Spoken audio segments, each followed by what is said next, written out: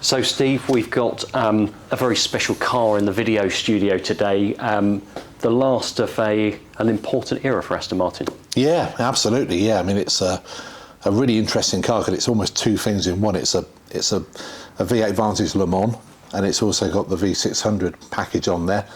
So yeah, the V8 Vantage Le Mans is a car that was built to celebrate the 40th anniversary of winning Le Mans.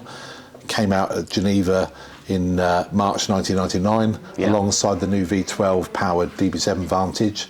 So yeah, it was a real big celebration year, 1959, 1999. So yeah, and it also was the beginning of the end of this era of car that was built at Newport Pagnell.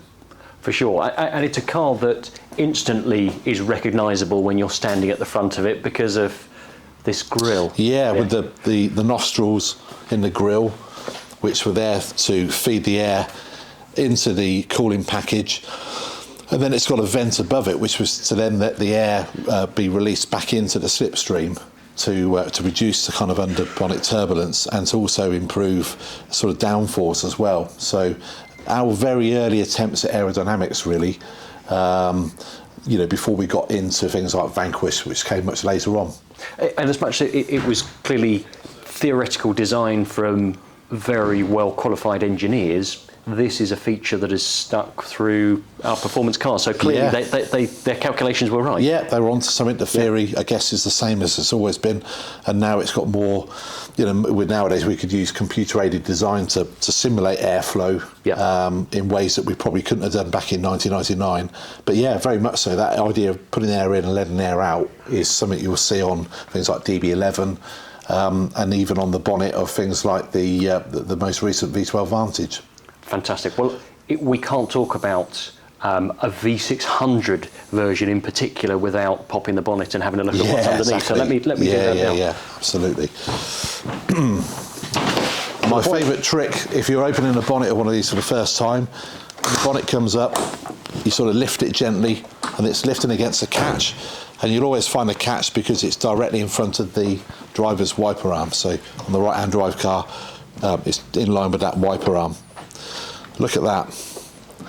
So there's a real sense of occasion when you pop the bonnet on. Yeah. On one of these. Yes, very much so. Yeah, these were quite unusual because they've got these kind of plastic, what are known as beautification panels, basically there to tidy up all of the ancillary stuff that's either side of the engine. And that was quite a big thing for this type of car to have, because previously that was all exposed and you could see the framework of the car.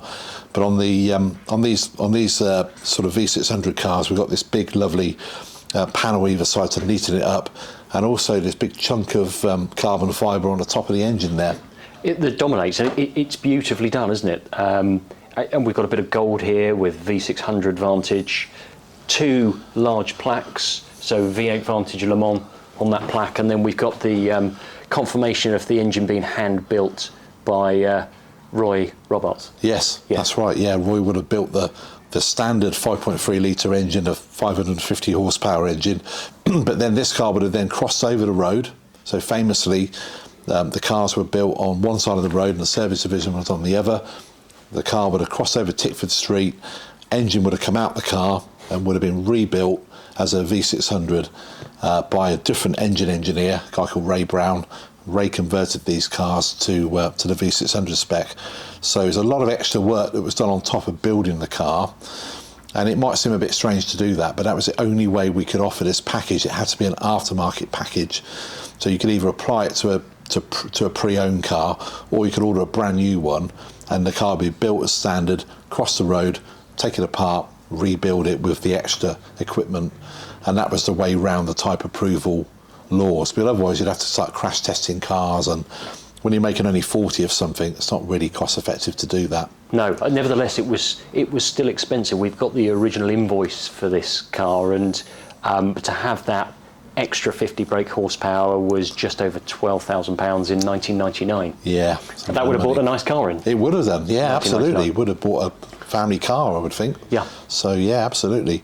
But, yeah, just a real, like you say, sense of occasion is the best way to describe this. You lift the bonnet, and even today, being used to seeing big, powerful engines in cars, there's just something very special about this, and it is just as effective today as it was when it was brand new.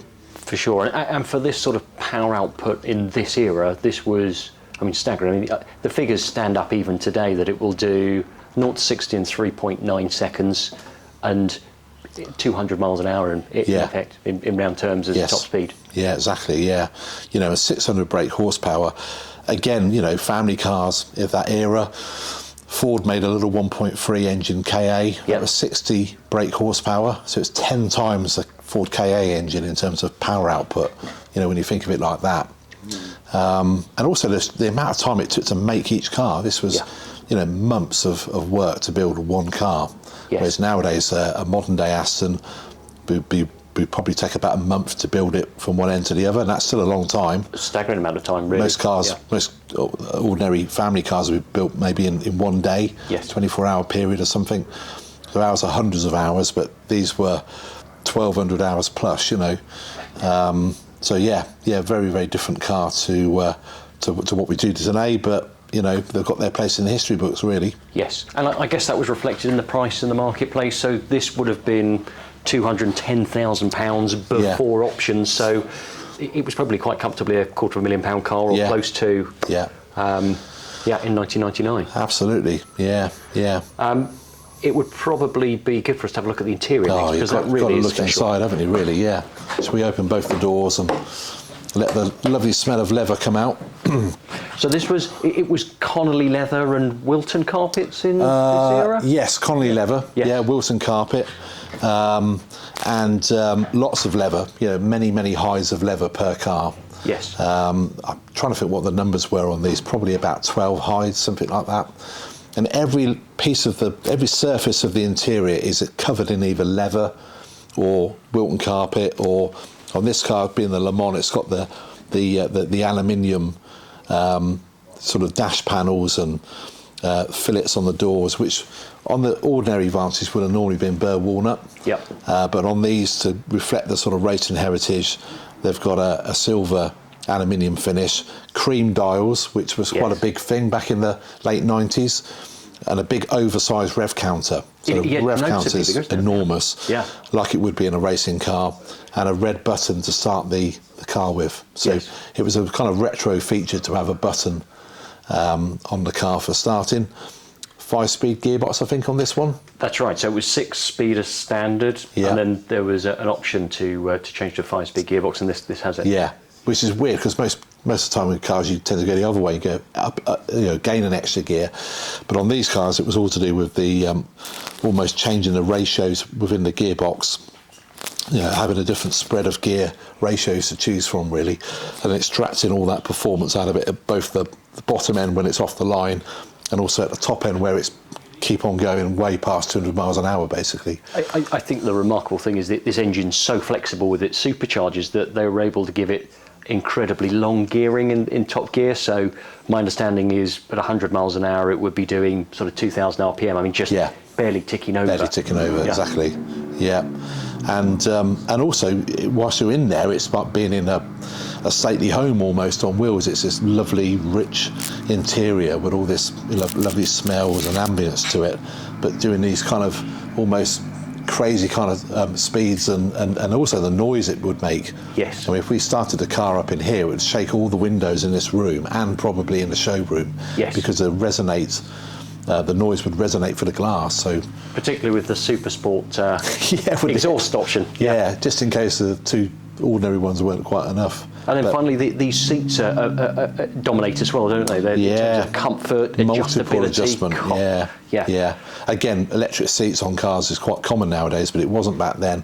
And this has got finite adjustment, the lumbar, upper, lower lumbar support adjustment, etc. But yeah, and also beautifully trimmed in leather. But also, importantly, with a headrest pillow, like an extra pad, so that when you accelerated, you keep your head obviously looking through the windscreen, because you would be pushed back into the headrest, and that was to stop you from getting effectively whiplash from maximum acceleration. So that's a really practical, whilst being very comfortable, it's very practical as well to have those pillows on the headrest there. In summary, really, as a car, the overall ingredients of a hugely powerful but flexible engine, a sumptuous, incredible interior, huge boot, 23-gallon fuel tank. I mean, it's built for the purpose of getting you across continents at incredible speeds. A proper Grand Tourer in the true sense of the word, really, and just beautifully built. And you know, we can't really do this car justice in terms of the craftsmanship. We've talked about the leather, etc. But when you look at even things like the door shuts, they're absolutely flat and they're polished, and they're flat and polished. The edges of the doors are the same. Most cars, they tend to be a press panel that you see. Yes. And you just open the door and you get in and shut the door. But every bit of this car was on show. So just a workmanship that went into making them. You can see why it took so many months to build each car. And you can still feel that precision today. Yeah, when you shut the door, you know, it's like closing a sort of bank vault, really. Big funk as the door shuts. So there we have it. The Aston Martin V8 Vantage V600 Le Mans, one of 40, and the end of a very special era. Yeah, that's it. Thank you.